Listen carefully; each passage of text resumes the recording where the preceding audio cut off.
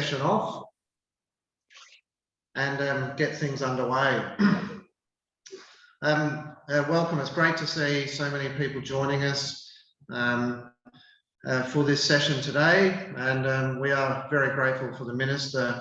For those of you that I don't know, my name is Hon Dan Tehan. I'm the CEO of the Tourism Industry Council. Sitting alongside me is Hon Loftus, the Chairperson of the Tourism Industry Council, and obviously we'll have Minister Tehan, the Minister for Trade, Tourism and Investment, joining us as well. I believe the Minister has just joined us. So hope you're there, Minister, and we'll throw to you in a few minutes once we get through some formalities. I'd like to acknowledge the land that we meet on today in TIC office and obviously across the state and interstate. Acknowledge our First Nations people, their elders past, present and emerging, and obviously we meet today at TIC and the Ghana land. The purpose of today's session, that we are again very grateful for the Minister's time, is to talk about where industry's at. Owen will kick the session off, outlining the business conditions and some of the challenges that businesses are facing. We'll then hear from Minister Tehan, who will give us a response in terms of the work that the Commonwealth Government is doing in partnership with the states and through the National Cabinet process. And then we have some questions that have been provided to us by different businesses, which we'll put to the Minister as well. The session we anticipate will go for about 30 minutes and we are recording it. So you will have an opportunity to view it afterwards. I'd also ask that you keep your microphones off. If you wish to make comment, please use the chat function, and obviously everyone can see that. So thank you again for everyone's attendance here today. I'd now like to introduce Owen Loftus, Chairperson of the Tourism Industry Council, to provide an opening statement in terms of what business is facing here in South Australia and the opportunities and the challenges that people are facing. Over to you, Owen. Thanks so much, Sean, and thanks so much to Minister Tehan. We can see that we have you online there. You can hear us well. Fantastic. Welcome. Thanks so much for your time, and in what is such a challenging time for tourism, not just in South Australia, but nationally. What we're seeing locally and hearing from our members, now over 1,000 members across South Australia, is the huge struggle for tourism businesses that aren't in lockdown. And I think that can be the forgotten message for Canberra. And I know credit to Minister Tehan meeting with our tourism industry counterparts very recently to gain feedback about the challenges faced nationally, not just for the states in lockdown. Here locally, we estimate that there could be right now job losses of about 5,000 within the accommodation sector in our own CBD, a significant loss of jobs. Key is support, yes, from both state and federal governments. We really credit the support that has come through from both governments, both levels of governments last year. But this year, the challenge is so much greater with the Delta strain, as many of our operators know. So we're advocating strongly for support from both state and federal governments, but the most important support is one that connects employees still with employers. It's a disaster type payment outside of lockdowns. Previously, JobKeeper, so important to keep employees connected with businesses, so then when our customers return, we can reactivate and remobilise those workforces for the long recovery road ahead. So thanks again, Minister. We really appreciate your time, and I'll now hand over to you. Thank you. Thanks, Owen, and can I say pleasure to join you all today, and looking forward to the feedback so we can make this very interactive, because obviously getting your thoughts and hearing what it's like on the ground is incredibly important for me to be able to do my job. There's couple of things that I just wanted to start off with, which I'd like to outline, and then let's make it very much a conversation. The first thing is that we have a plan to make sure that we get out of this pandemic.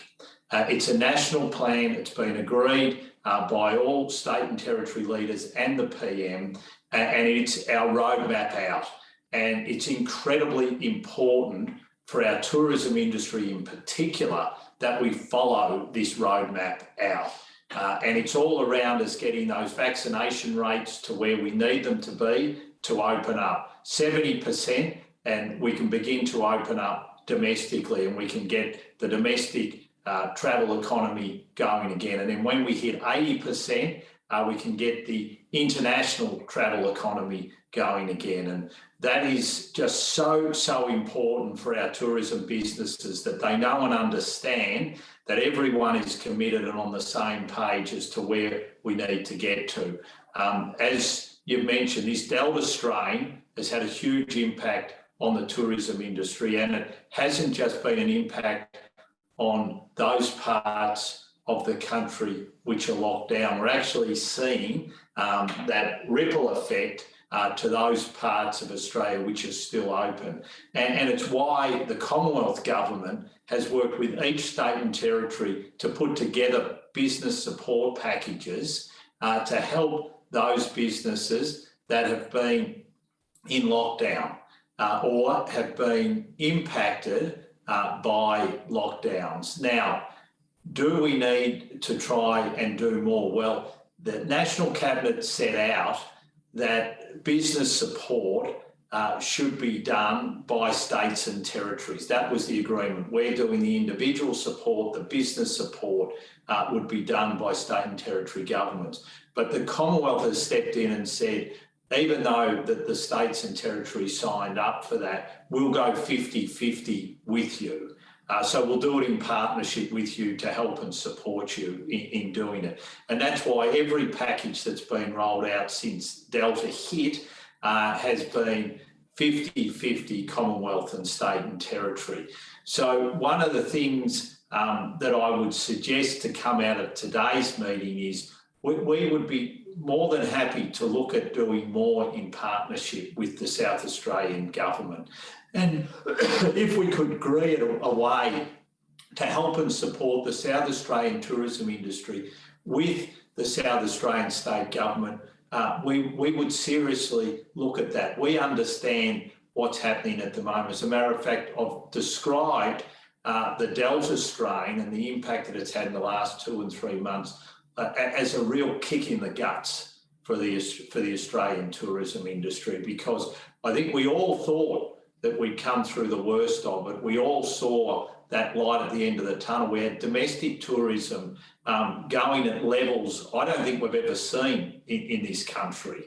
As a matter of fact, the biggest issue that was coming across my desk was labour workforce shortages. That was the one and only subject that was coming across my desk. Now everything has changed since then. So we very much want to work in partnership with state and territory governments. We want to look to see what we can do to the tourism industry that's been impacted by lockdowns, but isn't in lockdowns and therefore not getting the support from lockdowns. Just to give you a sense of the impact, when you have Victoria and New South Wales locked down, that's 57% of the businesses and basically those employed in this nation shut down.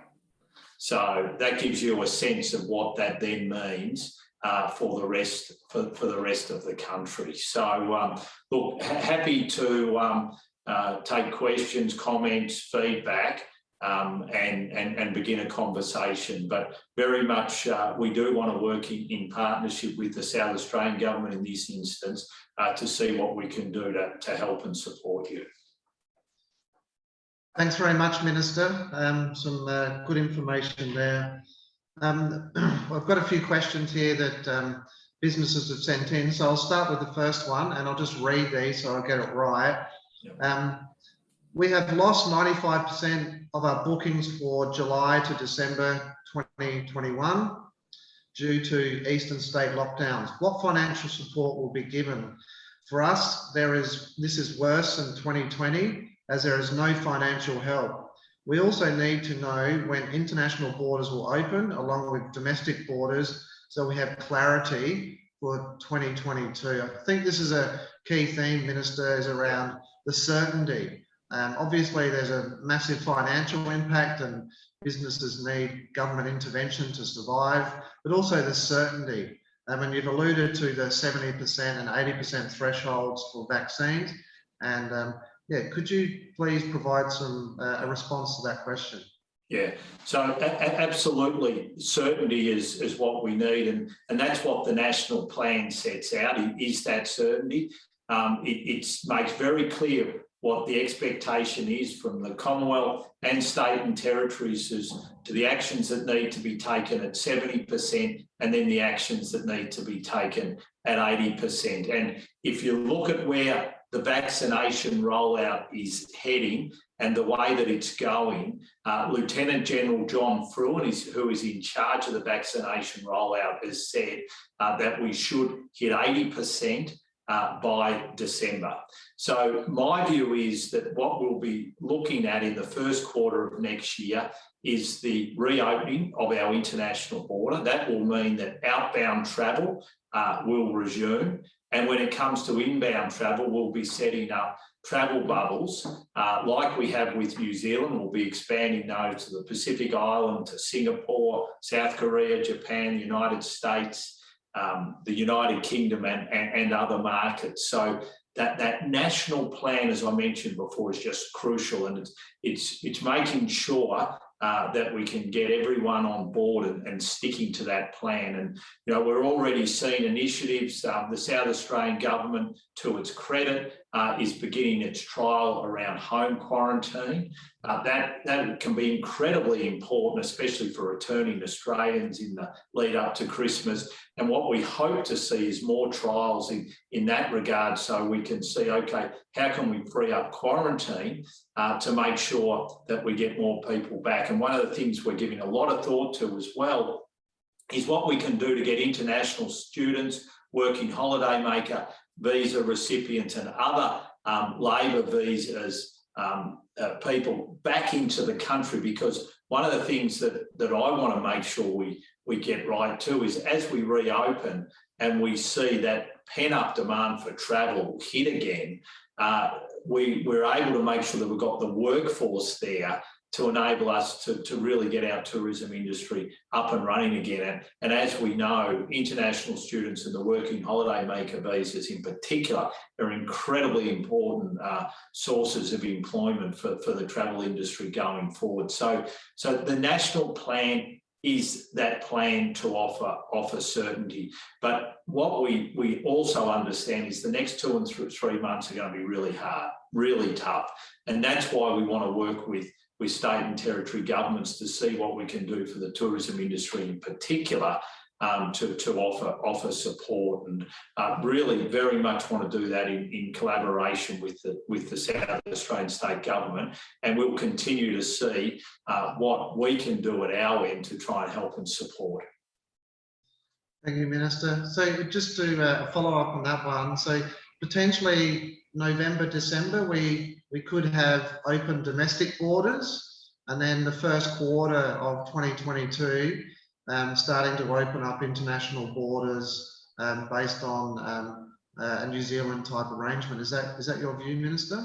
Yeah, so based on the way that the vaccination ramp up is going, based on the forecast that we're starting to see, that very much looks like the direction we're heading in. Now, I can't categorically say that will happen, because as we know, we're in a pandemic, and I don't think we'll see it, but we don't, other variants, etc., all those types of things.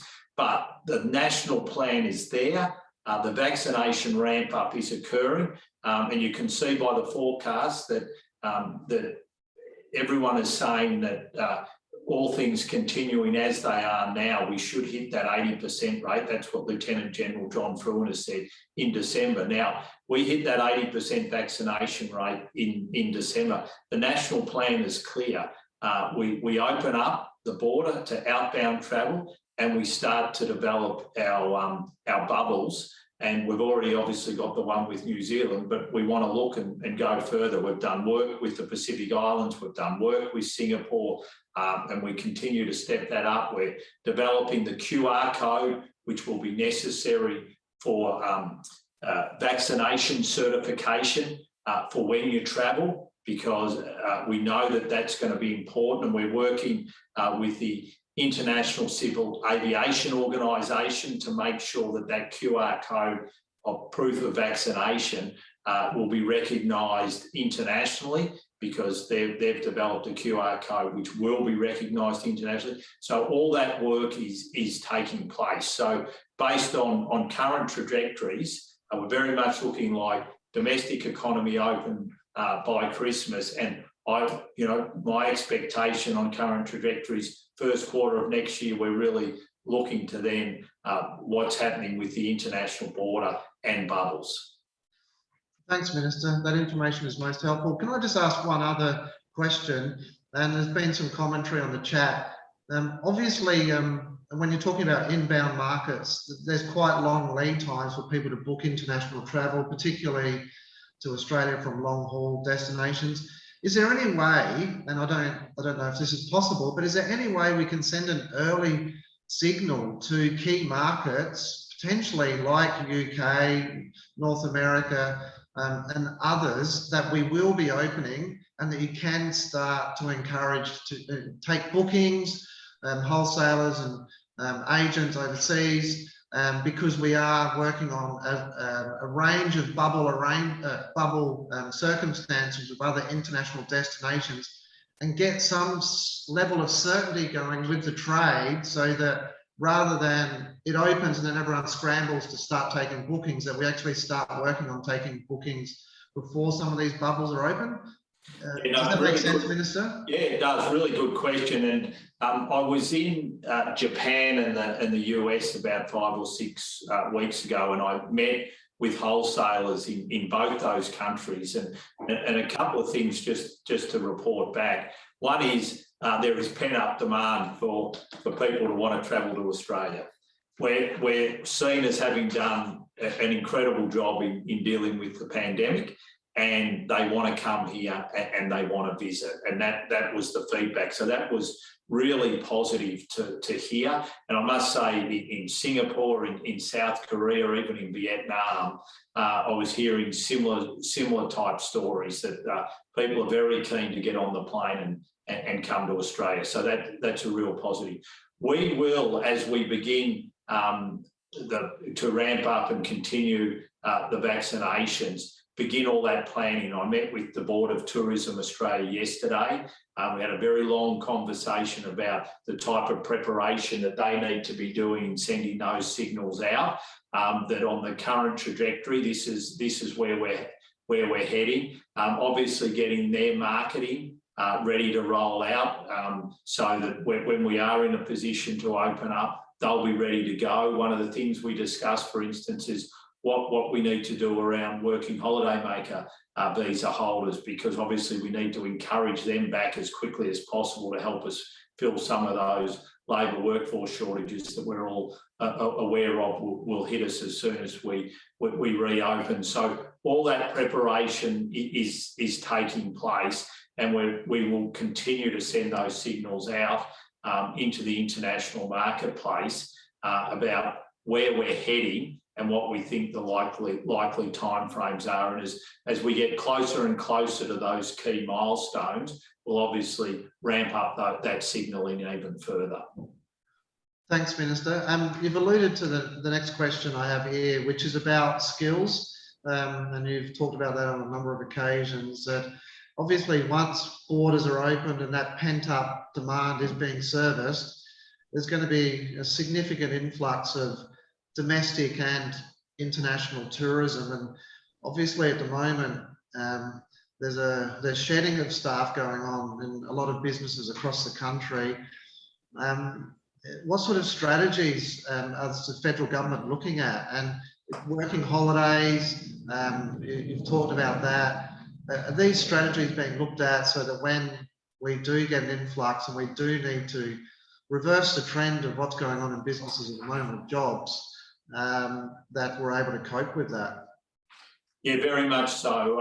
And look, one of the key things which has happened in the last few days was a very important announcement around a specific ag visa.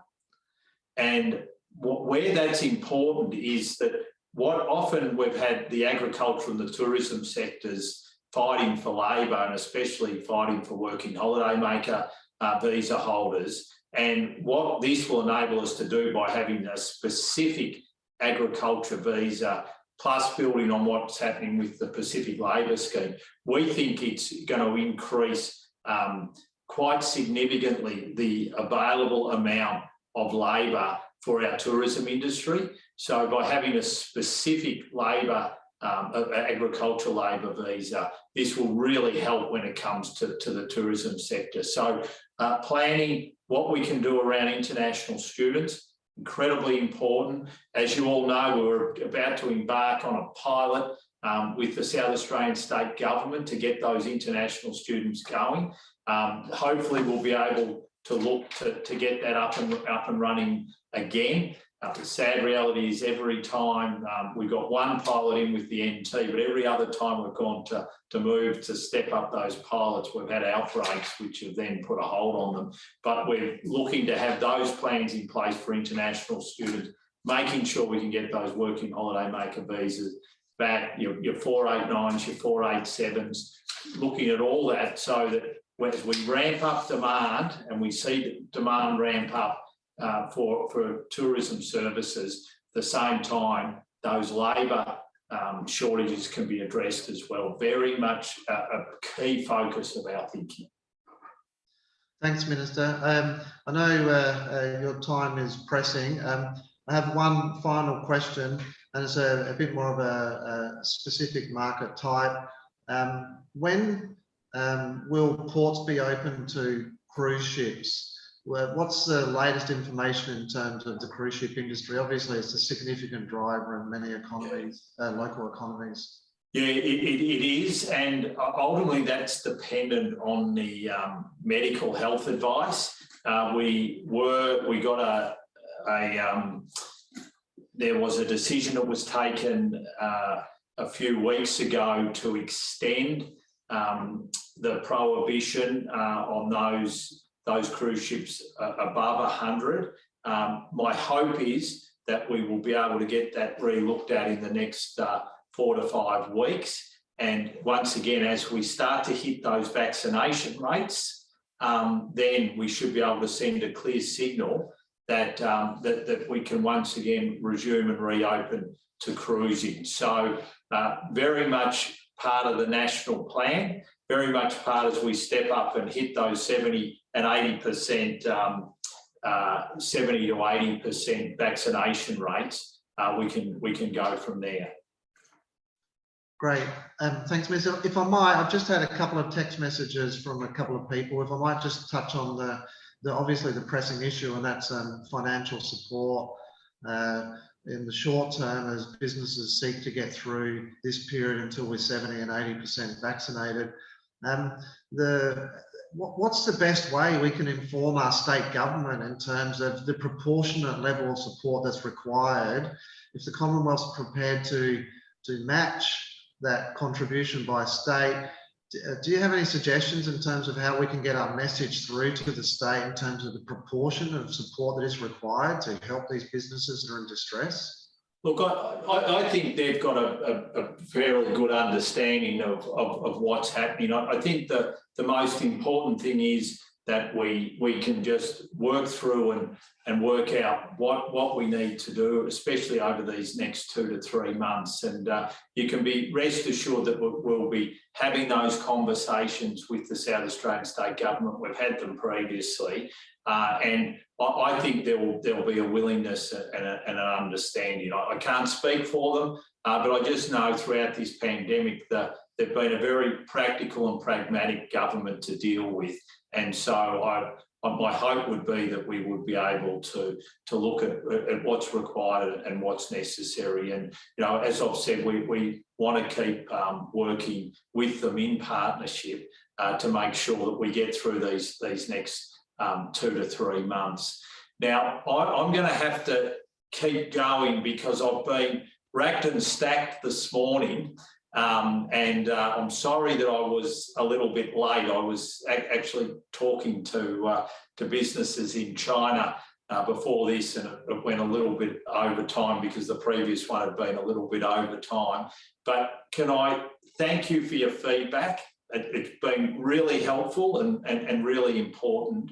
And I hear your message loud and clear, and we'll be doing what we can to work with state and territory governments so that we can try and address this issue of this ripple effect that has come from those major lockdowns in New South Wales and Victoria. Thanks so much, Minister. We're extremely grateful for your time. We understand that you're hugely busy, and thank you for your candid responses in terms of providing, today you've provided another level of certainty for tourism businesses here in South Australia. We're very grateful for that. What we'll also do is to chat. We'll get a transcript of that and maybe work with your office where there might be 1 or 2 points that can be further clarified for different people who have asked questions. So thank you again, Minister. We're very grateful for your time, and we look forward to working with you over coming months and years ahead. Fantastic. And just remember, make sure you do everything you can to keep the pressure on. We've got to stick to that national plan, because that is our way out of here, and that's our roadmap out of this pandemic and get us moving again. And when people move, our tourism industry flourishes. So if you can help us back that in, that'd be terrific. Thanks, everyone. Bye. Absolutely. Thanks, Minister. Cheers. Thanks, everyone, for attending today's session. Just briefly, before we close down the Zoom call, just wanted to acknowledge a point that Owen made earlier. TIC SA, we've actually just gone past the 1,000 member mark, so we're very grateful for all of our member support. Obviously, it's never been a more challenging period for industry, and we'll keep advocating on multiple fronts on a daily basis with every resource that we've got. Also, just wanted to quickly just touch on our events calendar. We'll be undertaking a regional roadshow, in inverted commas, over the latter half of, or the latter part of this year and early next year, around our advocacy for the state election that's coming up. So please keep an eye out for that. We've also got the Tourism Award Dinner happening on the 4th of November, and our conference, as you'd be aware, has been postponed until May next year.